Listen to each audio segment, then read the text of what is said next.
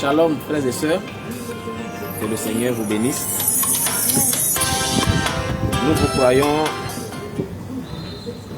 très heureux ce soir encore dans notre émission Allons consulter le prophète, animé par le pasteur, le révérend pasteur Zoé Mpunga, qui est actuellement à Lomé, où il passe son séjour missionnaire aux côtés de ses brebis et de son église ici à Lomé. Révérend, que Dieu vous bénisse. Amen. Comment votre journée? Oui, ça va. Très bien. Nous sommes très contents de vous recevoir encore cet après-midi ici, à l'hôtel 2 février, dans notre émission Alors consulter le prophète. Et nous croyons que vous êtes bien à l'aise ici. Très bien. Ça va. On est à l'aise. Donc, Un bonheur. comment votre séjour à Lomé? Non, ça va. Vous êtes déjà 3 semaines, 2 semaines ici déjà. Bientôt. Demain, ça va faire deuxième semaine. Oui. Ça va. C'est chez nous, on est habitué. Ok. Révérend, je ne vais pas faire caca chemin. Je vais aller un peu tout droit au but. Hier, dans votre prédication sur les ramassis, vous avez fait certaines déclarations qui nous a un peu tiqué, qui nous a un peu fait, pas du mal, mais on ne croyait pas qu'on puisse avoir ces citations dans le message. Quand vous dites quelqu'un peut être du message, troisième épisode, et être un ramassis, est-ce que vous pesez un peu le poids de cette éducation révérende? Oui. C'est un fait vrai, réel. C'est un fait vrai, réel. Parce que ça existe. Et dans la parole, comme vous l'avez dit, nous l'avons lu. Et aussi dans les vécus quotidiens. Dans les vécus quotidiens. Donc, on ne peut jamais affirmer que toute personne qui accepte la parole faite chair comme quoi Dieu a été fait chair aujourd'hui en William Branham et qui se baptise d'office, il est le bon, il est le meilleur. Non, c'est pas ça. Mais révérend, frère Branham a dit, l'ange a dit à frère Branham, tout ce qui t'ont aimé et tout ce que tu as aimé, Dieu te les donne. Maintenant, quand quelqu'un arrive seulement à aimer William Branham, est-ce qu'il ne s'est pas sauvé de là? Maintenant, cet amour de William Branham, l'amour c'est quoi? Parce que quelqu'un peut dire que j'aime Branham. Maintenant, il faut prouver que vous aimez Branham. La manifestation de l'amour que l'on a envers Branham se concrétise quand on retrouve en retour l'esprit de Branham dans une personne. Et l'esprit de Branham se caractérise dans une personne quand cette dernière s'occupe, dit amen à tout ce que William Branham a dit. Ne torture pas ce que William Branham a dit. Dès qu'une personne, parce que Frère Branham dit quoi? Frère Branham dit la vraie semence ne peut jamais blasphémer. Et la vraie semence dira toujours amen à la parole de Dieu. Donc, quand quelqu'un a l'amour de Branham en lui, il croit tout ce que William Branham a dit, il a la crainte de Branham, il a le respect de Branham, et tout ce que Branham a dit est pour lui un ordre. Tu vois? Et là, qu'il tombe, qu'il se relève dans toute sa vie, ces derniers luttent pour être en conformité avec Branham. Mais nous avons des gens aujourd'hui qui disent qu'ils aiment Branham, mais qui les torturent dans leur vie quotidienne, dans leur prêche, dans leur doctrine, dans leur manière de vivre. Tu tortures Branham et tu dis tout aux gens, oh, j'aime Branham, l'ange a dit non, c'est pas ça. Et nous vous avons suivi aussi, révérend. C'est comme si vous aimez vos prédications, c'est comme si vous preniez beaucoup sur la vie. Est-ce que vous n'en faites pas de trop un peu, révérend? Chaque fois la vie, est-ce que ce n'est pas un peu trop, révérend? Non, c'est pas trop, parce que la vie, c'est le fruit.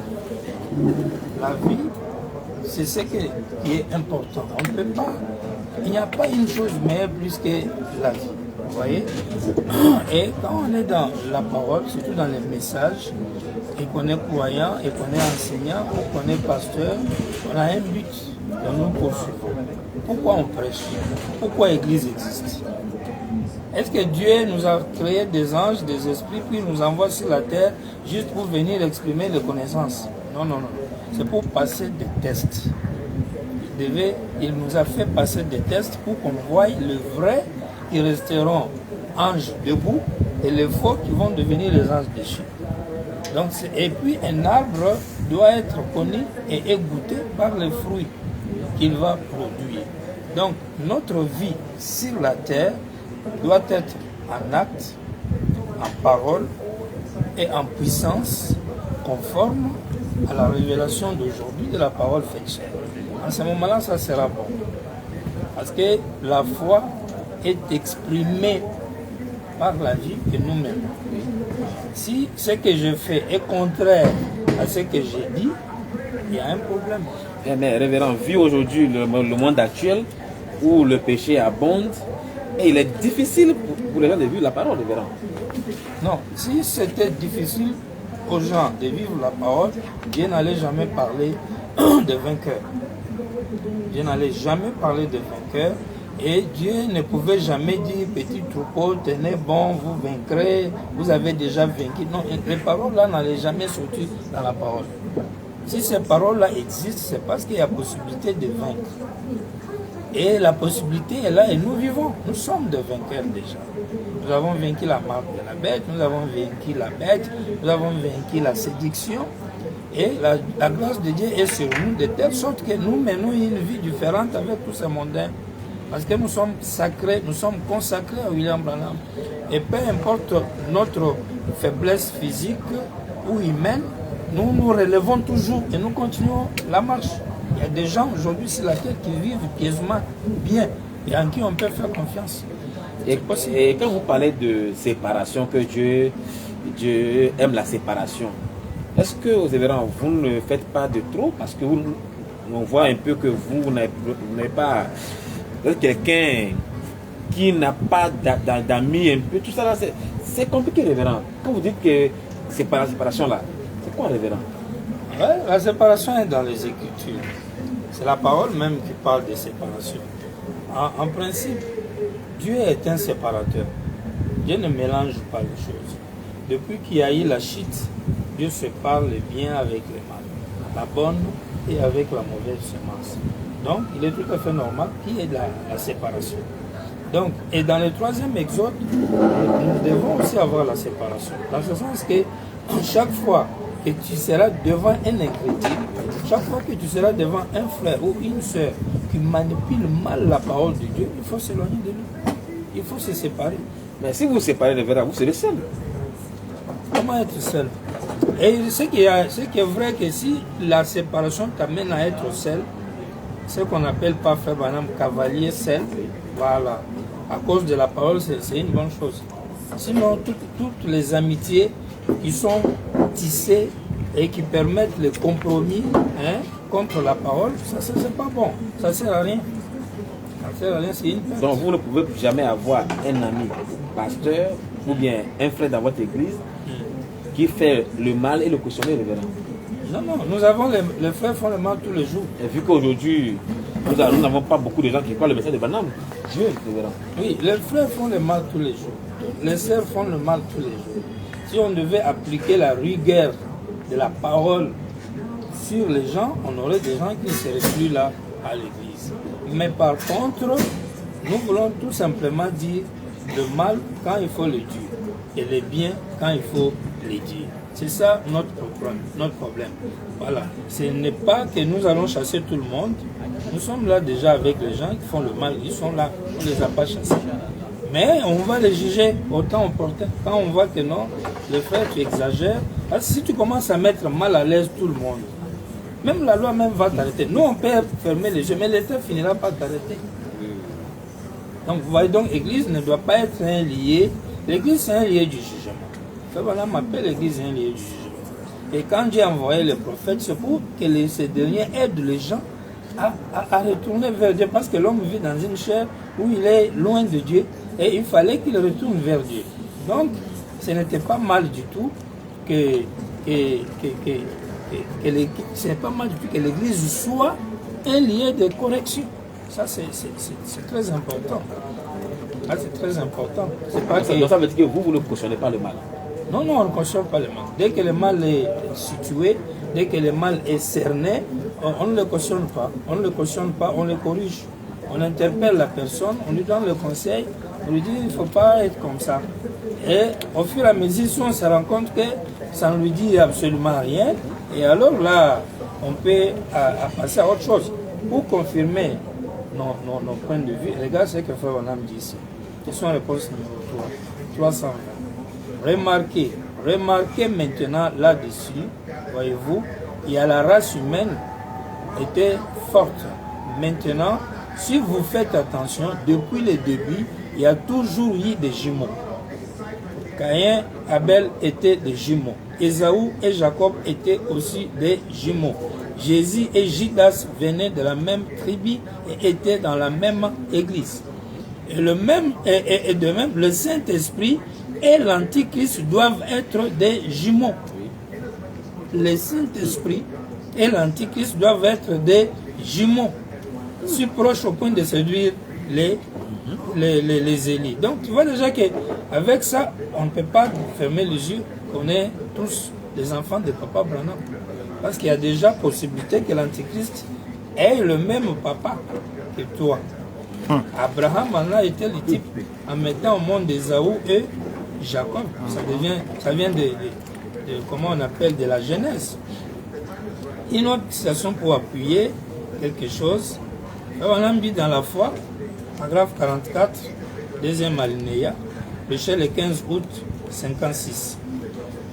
Il dit, paragraphe 44, il dit, vous savez, lorsque vous vous mettez à choisir votre pasteur, généralement les gens, quand ils choisissent leur pasteur, ils veulent choisir un bon mélangeur.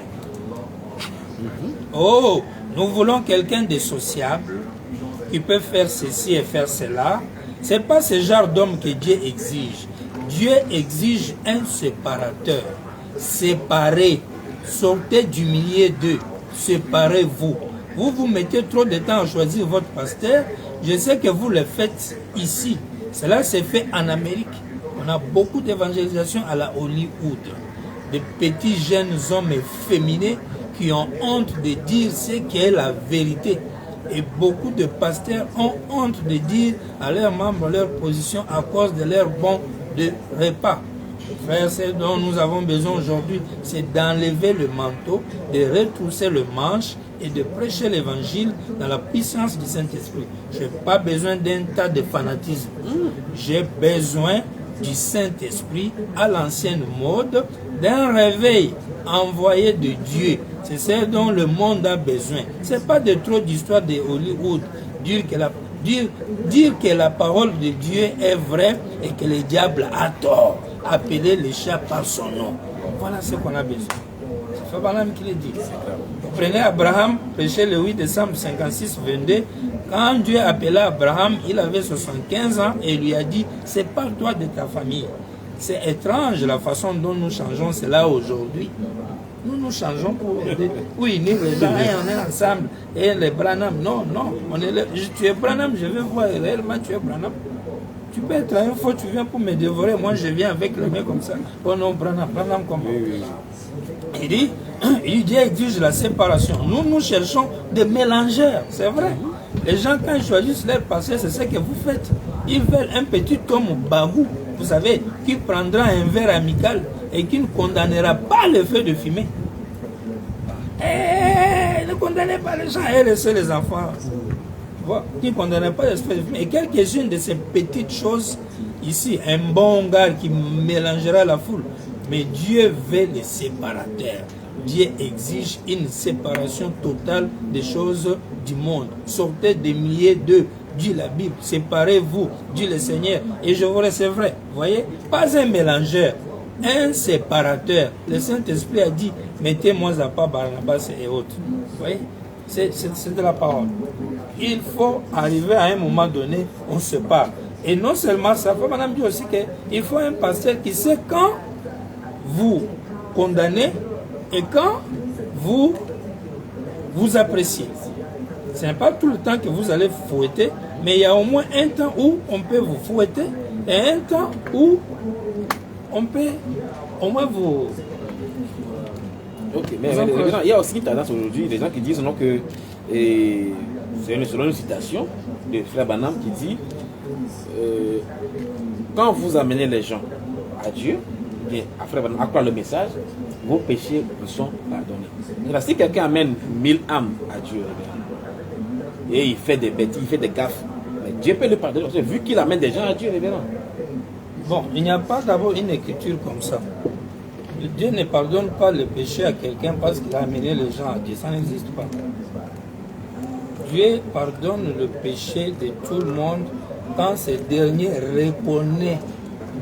Et Dieu avait envoyé un monsieur, un fils, appelé Jésus, qui est mort à la croix pour ce péché. Ça, c'est un. Et de deux, c'est Dieu-là qui avait envoyé Jésus et est revenu aujourd'hui pour me réclamer comme sa propriété, pour qu'il soit mon Seigneur. Il était mon sauveur en payant le prix pour moi, pour me libérer de la prison où le diable m'avait placé. Et il est aujourd'hui mon Seigneur en me réclamant pour vivre à moi et me dominer. C'est ça les deux choses qui amènent le pardon de péché, l'authentique expiation. Donc l'authentique expiation existe pour toute personne et non pour un ministre parce qu'il a amené beaucoup de gens au Seigneur. Et si un ministre avait une faveur de Dieu d'être pardonné, cela veut dire qu'il a la repentance en lui. Parce que c'est la repentance qui dégage, qui régénère le pardon, qui obtient, qui fait obtenir le pardon.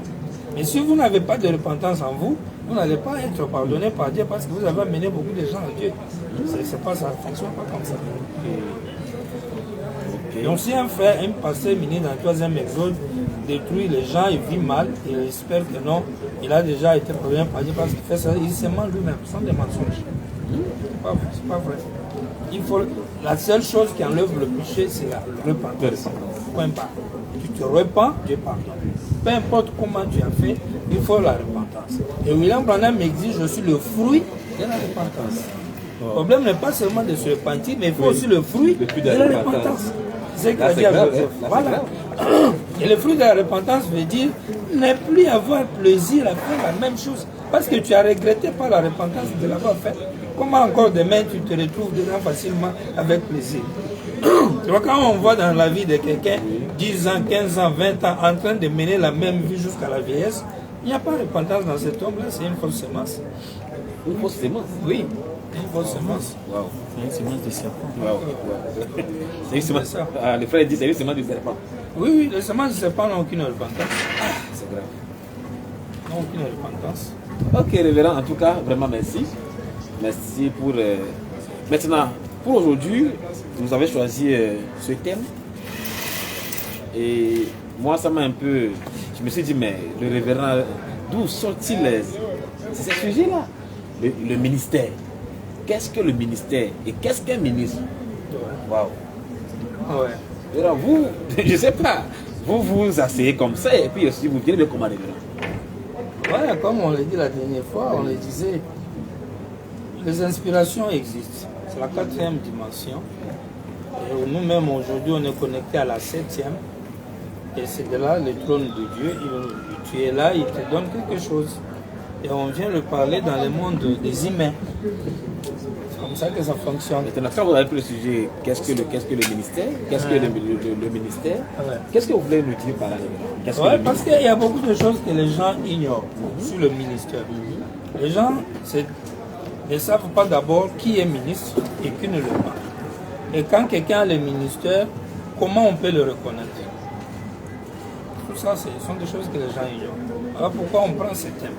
Pour que quelqu'un, s'il a l'appel de Dieu, il saura que signifie un appel de Dieu. Que signifie le don de Dieu. Comment on l'exerce? Ça commence comment? Ça finit comment? Moi, je suis croyant. Comment je saurais que l'autre là a un don de Dieu? Il est un ministre. Voilà. C'est très important ça. Parce que quand on n'a pas cette maîtrise, on aura beaucoup de faux ministres. Des faux ministres? De faux ministres. Quelqu'un va se lever, il va te signer devant les gens, il va dire, il prêche un faux. Un faux, pourquoi pas? Parce qu'il n'a jamais été appelé par Dieu. Parce que personne ne devait se tenir devant les gens, debout pour prêcher, sans jamais être appelé par Dieu. Mais aujourd'hui, à cause de plusieurs raisons, quelqu'un vit une vie chaste. Il n'a jamais tué, menti, engrossé, et il vit chaste, juste peut-être au mariage, où il n'est même pas encore marié. Le lendemain, il dit il est ministre. Peut-être parce qu'il parle bien français ou l'anglais. Ou peut-être parce qu'il a l'éloquence. Il devient ministre. Ou bien même peut-être parce qu'il y a crise des églises ou des ministres. Voilà, et tout ça, c'est pas bon. On ne devient pas ministre parce qu'il y a une crise, ou bien parce qu'on s'est bien marié, parce que sa femme est bonne, parce que j'ai grandi dans la maison d'un pasteur, ou parce que mon papa est pasteur, d'office moi aussi je suis ministre. Non, c'est pas comme ça. Mais vu qu'aujourd'hui, révérend, le message est à la portée de tout le monde, et que madame dit répéter les bandes. Quelqu'un qui prend les brochures et il monte de la chair et puis il lit les brochures. C'est pas un ministère, c'est juste qu'un lecteur. Il lit seulement, c'est tout. Il fait le travail qu'un appareil peut faire pour lire un livre. Mais vraiment, dit répéter les bandes. Et répéter les bandes ne veut pas dire bonjour frère Neville, comment ça a été aujourd'hui à Jeffersonville. Hier j'étais parti à je ne sais pas, à Washington.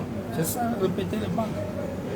Un message pareil, vous-même, quand William Branham te dit 40 ans, 50 ans passés, c'est un message pentecôtiste, c'est un message manu d'hier. À combien plus forte raison répéter bande veut dire venez répéter mes phrases et mes mots. C'est pas ça répéter les bandes. Même quand on disait répéter ce que dit la Bible, même quand l'Apocalypse dit n'ajoutez pas, ne retranchez pas, ce n'était pas pour répéter les versets bibliques dans leur phrasologie, point bas. Non, non, non. Répéter les bandes, c'est avoir l'esprit et le discernement de ce que le bande voulait dire sans le dire clairement. Vous qui écoutez le bande, je crois que vous avez la compréhension, le discernement. Qu'est-ce que le ministère?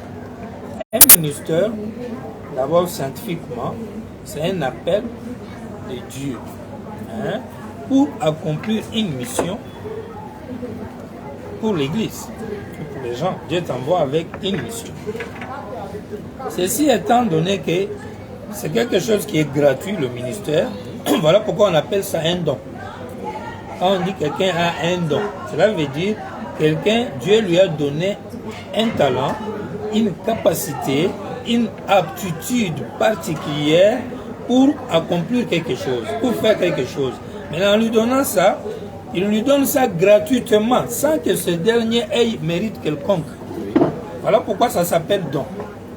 Donc le don veut dire une capacité que tu as, une prédisposition que tu possèdes, que Dieu utilise pour annoncer sa parole aux gens, mais dans laquelle chose, toi, tu n'as rien fait pour avoir ça. C'est pourquoi on dit le don est sans repentance. Donc tu n'as pas besoin de venir nous dire je suis ministre parce qu'il n'y a pas de mérite que tu dois avoir pour justifier le ministère. Il n'y en a pas. C'est gratuit. Ah, c'est ça, c'est ce que signifie le don. Alors dans la Bible, on a la même chose, Acte 20, 24. Mais je ne fais pour moi-même aucun cas de ma vie, comme si elle m'était précieuse, pourvu que j'accomplisse ma course avec joie. Et le ministère que j'ai reçu du Seigneur Jésus, d'annoncer la bonne nouvelle de la grâce de Dieu. Tu vois ce que Paul dit? Il dit, pourvu que j'accomplisse ma course avec joie, et le ministère que j'ai reçu du Seigneur Jésus, d'annoncer la bonne nouvelle.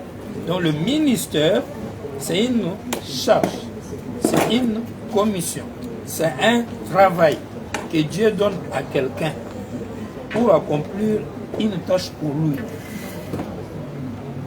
C'est ça le ministère. C'est pourquoi on appelle ça l'appel divin. C'est-à-dire Dieu te donne t'appel.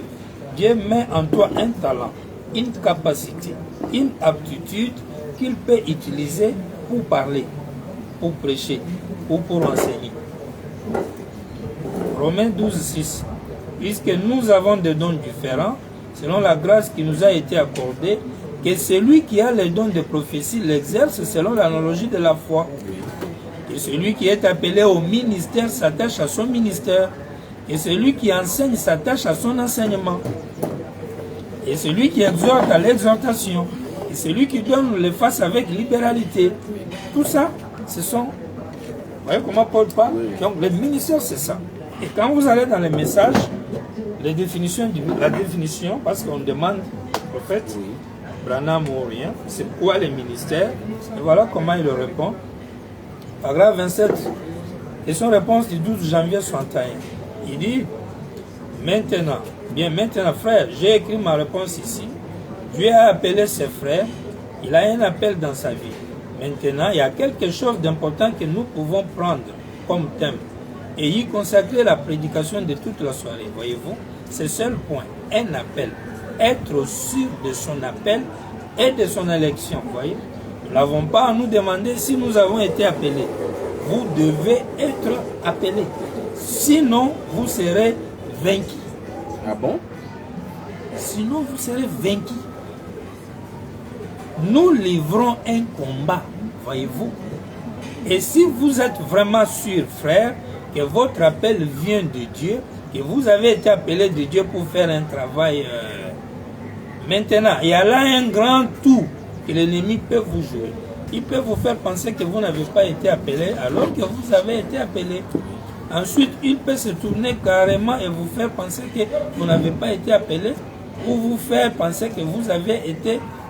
Donc, vous dire que vous avez été appelé alors que vous ne l'avez pas, ou bien vous dire vous êtes appelé alors que vous ne l'avez pas. Donc, il peut dire vous êtes alors que vous n'êtes pas, ou vous dire vous n'êtes pas alors que vous êtes. Vous voyez? Donc, il peut faire les tours. Quand on a dit faites attention, l'ennemi peut vous faire un tour.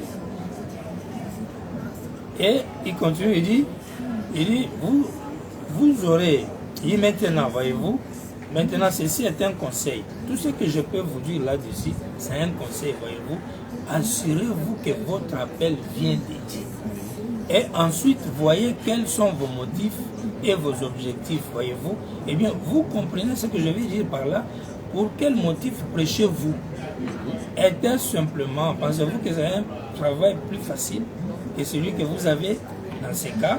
Vous feriez mieux d'oublier cela. Ce n'est pas un appel. Un appel de Dieu brûle dans votre cœur, au point que vous ne savez pas vous reposer nuit et jour à cause de cela. Vous ne pouvez tout simplement pas vous en débarrasser. Cela vous tourmente constamment. D'abord, un appel, c'est comme on dit en votre mot. C'est une préoccupation, c'est une charge. Le don est là, et du coup, quand vous prenez conscience, vous vous rendez compte que vous êtes préoccupé par quelque chose. Si c'était juste une lecture de brochure, ça n'allait pas être ça. Si c'était seulement une lecture de brochure, on n'allait pas empêcher les femmes. Pourquoi on empêche les femmes? Vous voyez? Ça allait juste être un truc, bon, sœur, n'importe qui passe devant et lit. Voilà. Donc c'est pas ça. Bon, frère Branham, faites attention. Il vous dit, sinon vous serez vaincu. Vaincu dans quel sens? Ça dit, tu vas tomber. Tu seras détruit. Tu seras détruit. Parce qu'il y a un combat. Tu as vu dans le combat quand il y a victoire, quand l'ennemi emporte la victoire sur l'autre, qu'est-ce que ça donne? Il les détruit. Il les détruit. Quand tu es vaincu, tu peux devenir tout sauf rien. Ne faites pas ça pour un bon salaire. Ne faites pas ça parce que vous pensez que c'est un travail facile. Non, ça ne peut jamais être ça le but pour lequel vous prêchez. Et peu importe comment vous pouvez vivre financièrement, difficilement, avec le ministère, voilà. Mais pas à cause, ne faites jamais du ministère un moyen pour vivre, ou pour l'honneur, ou pour la popularité. Vous pouvez lire jusqu'au paragraphe 34. Il est toujours en train d'expliquer ça. Je dis, il y a même un frère qui est venu, il dit, frère Branham, j'ai besoin du ministère, j'ai besoin de dons dans le ministère pour aller exercer. J'ai dit, ne faites jamais, ne le faites jamais. Vous voyez, ne conseillez jamais aux gens de faire une telle chose. Wow. C'est grave. Et nous, c'est ce que nous on fait. Il n'y a pas la parole ici. On envoie les gens. Ne conseillez jamais. Mais nous, on veut conseiller les gens. Faites ça comment? Prêche, frère. C'est Branham qui donne le ministère. Prêche, frère. Ah bon? Mais si c'est Branham qui donne le ministère, laissez lui-même lui dire que de prêcher, ce n'est pas toi qui dois le faire. Il dit ne le faites jamais, voyez-vous. Ne conseillez jamais aux gens de faire une telle chose parce que d'habitude, c'est lui qui veut le faire et celui qui ne peut pas, et celui qui n'est pas appelé à le faire. Ah bon? Celui qui veut faire n'est pas appelé à le faire. C'est la personne qui essaie de s'en éloigner de cela que Dieu utilise, voyez-vous. Si elle essaie de s'en défaire, disant, oh frère, je vous assure, j'ai un appel, bouf, je n'aimerais pas faire cela. Bien, vous y êtes, vous voyez. Parce que celui qui veut le faire, il a d'autres ambitions. Alors que Dieu lui a mis les dons en lui. Et maintenant, les deux commencent un peu à se bagarrer. Dieu dit, tu dois faire pour moi. Lui a ses ambitions. Et il veut vraiment s'en éloigner parce que ça ne le préoccupe pas. Mais quand Dieu maintenant l'appelle, ça commence à le préoccuper, il veut s'éloigner, Dieu l'attrape. Et s'il n'obéit pas, vous verrez, il y a des endroits où les gens ont été vraiment punis par Dieu à cause de ça. Donc il dit, quelqu'un qui dira par exemple, oh Dieu, donne-moi la puissance pour déplacer la montagne. Je t'assure que je ferai quelque chose pour toi. Tu me promets de déplacer. Si tu me promets de déplacer des montagnes, non, il ne le fera pas. Il ne sait même pas afficher une attitude correcte, voyez-vous. Par conséquent, il ne pourra jamais déplacer des montagnes pour Dieu. Donne-moi des dons, donne-moi la puissance, je vais mener un réveil, je vais faire le travail pour toi. Non, non, non, non. Dès que tu fais des pareilles prières à Dieu, Frère Branham dit, tu affiches une mauvaise attitude. De Dieu, tu ne le feras jamais.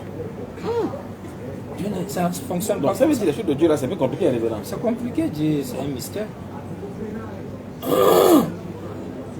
Prenez par exemple Paul. Pensez-vous que Paul pouvait se défaire de son appel? Non, il ne le pouvait pas.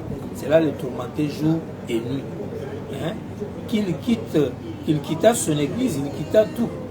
Et s'est rendu en Arabie là-bas pour faire 3 ans et demi en train d'étudier les Écritures. 39, il dit ainsi, frère, si Dieu vous appelle et que cela continue à ronger votre cœur, alors je dirais, rejetez tout fardeau et le péché qui vous enveloppe si facilement, vous voyez. Si cela ne vous ronge pas, alors je n'y penserai simplement pas tellement. Quand tu as les dons, ça te ronge. C'est une grande préoccupation devant toi, comme un mur qui te bloque le chemin pour faire autre chose. Mais quand c'est juste un sentiment qui te vient par rapport à certaines ambitions, quelque chose comme ça, non. Maintenant, il y a une question là-dessus, une question à ce sujet, voyez-vous. Quand l'appel d'un homme vient de Dieu, cela doit être dans son cœur. Et un autre fait, oh, je sais qui a écrit, voyez-vous. Je sais qu'il a écrit, c'est le chef frère précieux aimable. Voilà, il dit, je ne voulais pas qu'il fasse... oui, il y a un frère qui demandait à Frère Branham de lui confirmer s'il a les dons. Non, moi je ne peux pas te confirmer. Si je te confirme, ça sera que c'est moi qui a dit. Parce que là, il parle dans un cadre précis. Quand William Branham est sur la terre, il est prophète, il prêche Jésus, Dieu. Si quelqu'un doit être appelé au ministère, c'est Jésus qui doit l'appeler. Ce n'est pas Branham. Vous voyez, au temps de Moïse, c'est Moïse qui te donne le travail. Au temps de Jésus, c'est Jésus qui avait donné le travail. Et William Branham, il vivait au temps de Jésus. C'est quand lui parle que son temps entre en vigueur. Maintenant, nous, aujourd'hui, c'est William Branham qui doit t'appeler. C'est lui qui doit te donner le don, c'est lui qui doit t'envoyer. Et quand tu vas partir, tu vas aller travailler dans sa commission. Parce qu'il y a sa commission, comment elle est? Et la commission selon laquelle amène les gens à te croire. Et des gens qui ont leur commission aujourd'hui, des gens qui voient des anges aujourd'hui, oui, si et les anges de leur commission. Si un ange vient vers toi, c'est pas mal. Les anges sont créés pour aller visiter les humains. Tu vois, ce sont des manifestations des spirituelles de Dieu. Même si ça ne pourrait peut-être pas être toutefois des êtres par entière. Mais une fois que les anges sont ainsi envoyés, ok. Le mal, ce n'est pas la venue des anges. Le problème, c'est que la commission qu'ils ont donnée, c'est la tienne. C'est ça le problème. Si un ange t'apparaît pour te donner une commission différente de ce qui a déjà été donné à William Branham, là, il y a un problème. Là, c'est un faux. Donc, si un ange doit venir te visiter dans la commission de... Ah non, mais oui, c'est pour te dire, allez-y, continuer, faire le travail. Parce que s'il y a un ange qui vient vers toi, ça doit être c'est Branham qui va venir vers toi. Et s'il vient vers toi, c'est pour te dire, mon fils, amène les gens à croire. Amène les gens à me croire. Parce que moi-même, je ne pouvais pas le dire bien. J'avais besoin de quelqu'un d'autre pour bien le faire. Quand tu vois quelqu'un qui dit non, non, moi j'ai une commission de l'ange, mais là, cette commission-là, c'est peut-être que lui est ceci ou cela.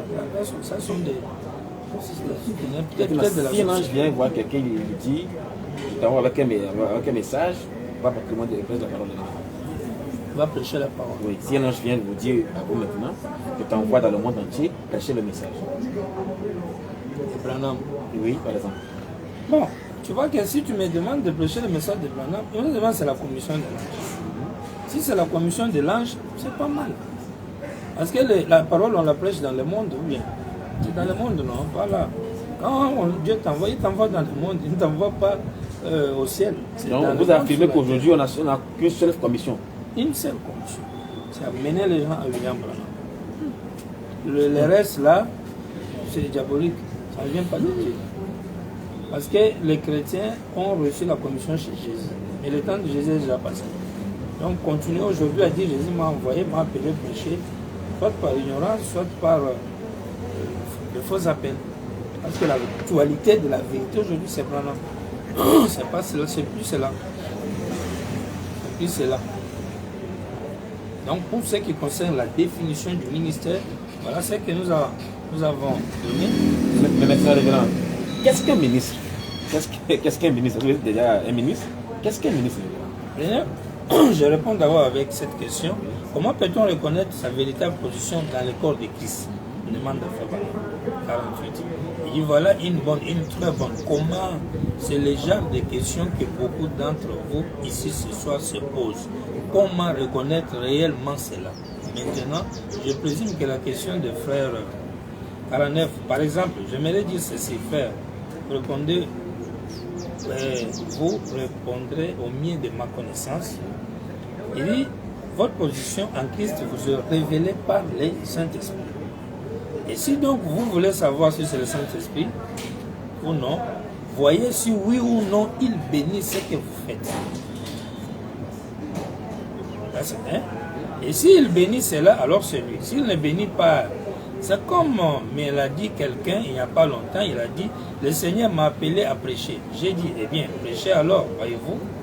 Je pense réellement que si Satan peut seulement se saisir de quelqu'un, le faire agir de telle manière et ensuite le tromper. C'est tout ce qu'il cherche à faire. Alors aussitôt, tout le monde pointera cela du doigt. Certains pensent avoir le don de parler en langue et d'interprétation, d'autres le don de guérison divine, d'autres des choses comme... Quelquefois, ils sont dans l'erreur sur ces choses, voyez-vous. Et quelquefois, ils pensent qu'ils n'en ont pas alors qu'ils en ont. Ainsi, c'est très délicat. Ainsi, faites toujours ceci, frère. Chaque fois que vous sentiez que vous devez faire quelque chose, voyez d'abord si c'est scripturaire, que ce soit vous qui le faisiez. Si cela se trouve dans les Écritures, pas simplement écrit à un seul endroit, mais je vais dire absolument scripturaire d'un bout à l'autre de la Bible, que vous le fassiez, et par votre position. Disons que vous soyez un évangéliste, un pasteur, un docteur, un prophète, ou tout ce à quoi Dieu pourrait vous avoir appelé, voyez-vous, ou bien, si vous avez les dons de langue, les dons d'interprétation, etc., il dit, ensuite, la manière dont moi j'observe, il dit, la manière dont moi j'observe d'habitude la chose, c'est moi, j'observe la nature de la personne. Et je considère les gens des dons qu'elle prétend avoir. Il considère la nature de la personne. C'est pourquoi si on estime que le ministère ne peut pas être lié à la vie qu'on mène, on défie. Comment tu vas faire la moisson sans définir la nature des fruits ou de la semence? Nous sommes dans l'âge de la moisson. Pour faire l'enquête, pour moissonner, on doit moissonner les blés. Et les blés doivent être déterminés par sa nature. Et là, par exemple, dit, je veux voir d'abord la nature de la personne et considérer les dons qu'il prétend avoir, voyez-vous. Dieu utilise sa créature selon la nature qu'il lui a donnée, voyez-vous. Il fera qu'une créature. Si vous voyez quelqu'un qui est vraiment frivole, il est en l'air. Et il se conduit mal. Ah. Et qu'ils disent, le Seigneur m'a appelé pour être telle chose, être pasteur. Un pasteur ne peut pas être une personne frivole. Ah bon? Mais c'est grave, Quelle déclaration? Un pasteur est digne de confiance. Il est honorable, voyez-vous. C'est un honorable. Là, si tu vois digne que- de confiance. Digne de confiance. Honorable. Et honorable. C'est un ministre. C'est un ministre. On n'a pas dit un coureur de joie. Quand on a le ministère, on a les deux. On a un talent. Et le talent, là, c'est une divinité. On peut même dire ça ici. C'est une divinité dans un être humain qui permet à la grande divinité de venir et travailler, exercer un travail dans le cadre de sauver une âme ou les âmes.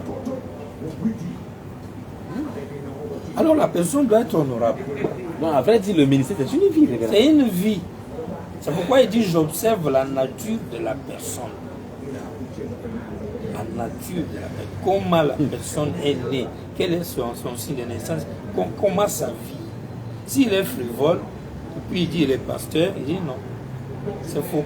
Vous voyez que Frère Branham ne donne pas le titre là par rapport au nombre de gens que tu as sauvés. Oui, oui.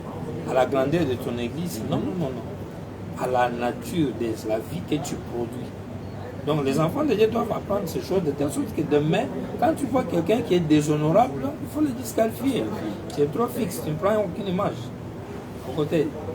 Ok, il faut prendre le moins. Il nous reste combien de minutes? Alors, toi, tu fais le liens, je parle des images, tu tournes un peu. Voilà. Ok, les cadres sont faits. Il y a aussi la serre à côté. Donc il faut bouger. C'est pas derrière, tu vas faire voir l'écran géant. Nous sommes dans une Donc, place publique. un vrai ministre doit être quelqu'un d'honorable, révérend. C'est un honorable. C'est un honorable. Mais si un ministre ou un pasteur n'est pas honorable, donc tu ne peux même pas envoyer ni ta femme ni ton enfant Quelqu'un dans de- son quelqu'un bureau, de confiance. ni chez lui à la maison. Tu ne peux même pas lui donner de l'argent qu'il garde pour moi. C'est grave, révérend. Quelqu'un de confiance. Quelqu'un de confiance. S'il ne mérite pas la confiance, il ne peut pas garder ça là. Non, c'est ministre ou bien c'est pasteur, non. C'est grave. Hein? Donc nous, on a peur même du ministère, révérend. Moi, j'ai peur. Si aujourd'hui, c'est pourquoi le ministère s'est défini au temps présent. D'abord, c'est la capacité de faire la chose. De deux, la personne à quelle nature, comment il est, quel est son caractère et ce qu'il confesse avoir comme don. Parce que ça doit marcher de pair. Il dit par exemple, Dieu m'a appelé à être docteur. Voyez comment il interprète la parole. Un docteur interprète la parole. Quand Dieu donne à quelqu'un un ministère comme enseignant, c'est pour qu'il interprète la parole de Dieu. Ce n'est pas juste pour lire. Oh non, on a dit répéter les bandes, donc tu lis comme si tu lis un livre. Non, non, c'est pour interpréter la parole. Un docteur. Il dit comment il interprète la parole. Voyez-vous, s'il l'embrouille complètement et tout le reste, alors vous êtes fixé. Vous êtes fixé. Dès qu'il embrouille, c'est pas ça. Vous le mettez de côté. Vous voyez comment ça fonctionne. Donc ça veut dire si vous écoutez quelqu'un aujourd'hui, vous écoutez quelqu'un, prêcher, autour de la chair, vous pouvez déterminer s'il est docteur ou bien évangéliste. Oui, oui. Après toutes les instructions que nous avons eues, je saurais que non, ça c'est un évangéliste, ça c'est un docteur, c'est possible. Et tous les enfants de Dieu qui auront du temps à beaucoup étudier les choses de Dieu, ils vont le savoir sans problème. Ils vont le savoir.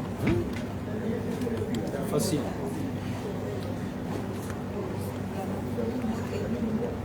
Il donne des exemples.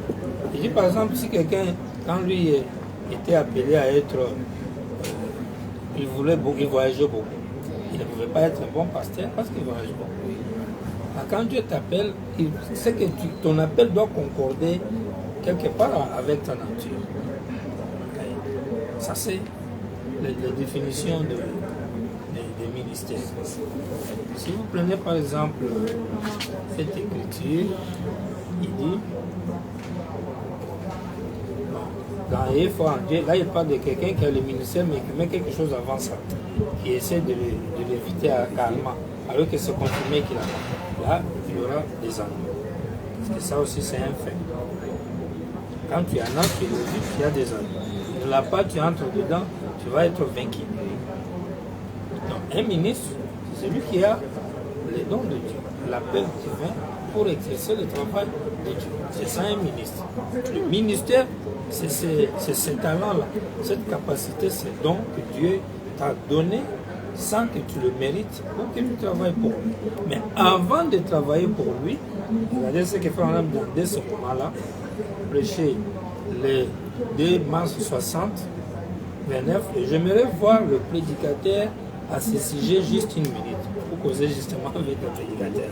Il dit, voyez-vous, mes frères baptistes, méthodistes, presbytériens, pentecôtistes, qui que vous soyez, vous pouvez avoir un appel de Dieu dans votre vie.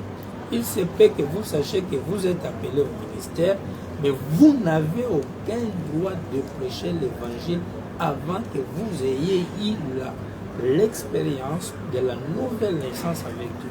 Donc un pasteur doit être né de nouveau. Doit être né de nouveau. Si tu n'es pas encore né de nouveau, tu ne peux pas être un pasteur. Tu ne peux pas prêcher. Il ajoute, Jésus a dit aux disciples, attendez dans la ville de Jérusalem jusqu'à ce que vous soyez revêtus de la puissance d'en haut. Moïse ne pouvait pas aller délivrer les enfants d'Israël avant d'avoir premièrement rencontré Dieu face à face. Et qu'il lui ait parlé. Pourquoi Moïse pouvait dire, j'ai appris toute la sagesse des Égyptiens, mais un jour, j'étais en train de paître les brebis de mon beau-père derrière le désert et j'ai vu un buisson ardent, et ainsi de suite. Il devint un homme plus ferme. Il ne se fait plus à son intellectualisme. Il ne peut plus se fier à son intellectualisme ni au muscle. Il oublie l'instruction égyptienne. Maintenant, il prend la commission. C'est pourquoi je disais autrefois qu'il y a 3 étapes dans les ministères. Les dons, qui est né avec, l'appel, quand Dieu t'envoûte maintenant, les désirs pour le faire, et après, la commission. Il te dit quoi faire, où le faire. Et il prédispose un peuple qui doit écouter ce ministère-là. Parce qu'il envoie un ministère à des gens qu'il a prévus depuis l'éternité pour qu'ils soient sauvés par ton ministère. Aujourd'hui, parfois, beaucoup de ministères sont nés pour créer des troubles dans des églises. Donc, c'est un ministère qui existe pour faire rivalité avec un autre. Voilà pourquoi beaucoup de ministres aujourd'hui, leurs brebis, c'est les brebis des autres qu'ils côtoient. Alors que le ministère devait être quelque chose qui doit aller dans le monde, trouver ceux-là qui ne connaissent pas Dieu. Donc c'est ça un peu le ministère. Il dit personne n'a le droit de prêcher l'évangile, personne n'a le droit de se dire chrétien avant d'être en mesure de se refléter à un moment de sa vie où il a pu se tenir sur les sables sacrés, là derrière les 2 heures, où il sait qu'il a rencontré Dieu. Tous les croyants du monde, tous ces géants intellectuels qui prennent la Bible et donnent des justifications pour réfuter complètement les jeux des miracles, c'est du passé, tout ça là. Donc, quand tu as ça, tu vas te tenir devant tous ces gens. Tu ne vas jamais fuir. Tu vas réussir ta mission. Tu as le vrai don. Dieu t'appelle, il te donne la commission. Et avant de travailler, il t'a vu. Vous avez causé. Tu es né de nouveau. Voilà ce qu'on appelle le ministère. Ce n'est pas juste la lecture intégrale d'une brochure ou juste aller appuyer une bande. Non. C'est une capacité divine dans un homme. C'est pourquoi si vous refusez que quelqu'un ne prêche pas aujourd'hui, il faut simplement admettre que Dieu n'a plus donné de dons. Oui. Et il a déjà cessé de donner des dons aux gens. Alors que les dons sont dans les humains depuis la création. Et aussi longtemps que les enfants naissent, les gens auront des dons.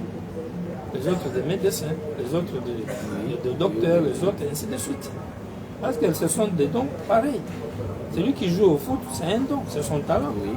Dans un jeu, celui qui pilote des engins, tout ça, ce sont des talents. Celui qui chante. Si aujourd'hui nous avons des gens qui chantent et on dit que ce sont les dons de Dieu, qu'on ne dise pas aux gens dans les messages que non, ce n'est que les chansons qui sont les dons que Dieu continue à envoyer, mais la prédication, non. Pour la prédication, c'est juste un engin qui va jouer. Mais non, c'est pas ça. Là, si tu dis aussi à quelqu'un qui a un vrai don, qui est un ministre, qui ne parle pas, toi ferme la bouche, fais seulement jouer l'engin. Bon, ça ça contredit William Branham. Parce qu'il dit un docteur interprète la parole. Et interpréter, c'est expliquer. C'est la rendre plus claire. C'est en faire des commentaires. Et là, on tombe dans le ministère de Ben Brillant. Faire lire la bande et puis commenter. Et Dieu vient dedans avec une puissance pour confirmer ce que tu dis. Parce que le ministère va aussi pour délivrer les gens dans le main du diable, pour changer leur vie, pour les amener encore à la perfection, à la connaissance de Dieu. Et c'est pourquoi un ministère comme une lumière, quand il est envoyé au milieu de gens, c'est un canal par lequel Dieu contacte les gens et Dieu parle, Dieu sauve, Dieu donne la connaissance aux gens. C'est pas juste le fait de parler français ou de dire Frère Branham m'a dit, ou de mémoriser les citations. Voilà un peu. Il y a beaucoup d'exécutures dans ce sens-là, mais comme le temps nous est imparti, deuxième partie, même demain, oui, on pourra continuer pour terminer ça. Alors, quel est votre mot de fin? Donc, le mot de la fin provisoire, parce qu'on n'a pas encore fini, c'est juste de vous demander quand vous nous captez, suivez-nous. Au moins en intégralité, vous aurez l'ensemble de l'idée. Ne soyez pas trop pressés pour vite partir. Et demain aussi, revenez-nous.